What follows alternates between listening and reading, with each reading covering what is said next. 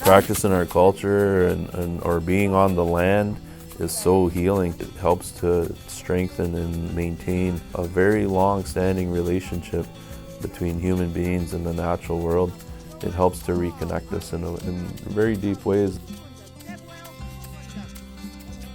But oftentimes it's easy to forget about that because maybe we're in our houses or in our cars or in the buildings that kind of in a way disconnect us from the natural world.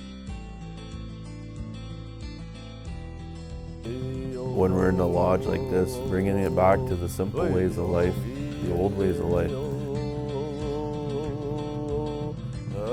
Finding my voice is very, very challenging.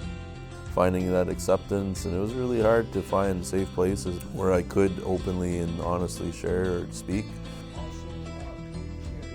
Treat people the way we would like to be treated. You know, and if we want acceptance, let's be accepting. Humility, respect, really key teachings, really key values to move forward with.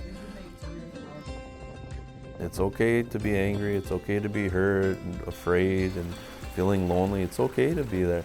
But what do we do with that energy? Because if we don't do anything with it, it can be harmful. But when we mix it with our love, when we mix it with our respect, our bravery, courage, then it becomes something different. Then it becomes something that can be a fuel, that can be harnessed, that can be redirected. It's really hard. Sometimes when you see the back of my hand. Creating safe places is really important. But when I find a place where I feel good and supported and safe, then I want to go back. I want to go back and feed that energy because I have something to contribute to. It's like family. They want you to succeed. You're closely mentored. Everybody says hello. Nobody goes by you without saying hello. It's a great feeling to come in an environment like that, being so readily accepted. The instructor that we have, Dave Barnes, is exceptional. They welcome you with open arms and they want you to succeed, and that's the thing.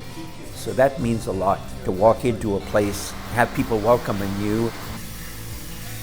The classes aren't very big, so you know, if you need extra help, the teacher, even your classmates, you know, we're all here to try to better ourselves. Everyone comes from like a different background here, but it's never an issue.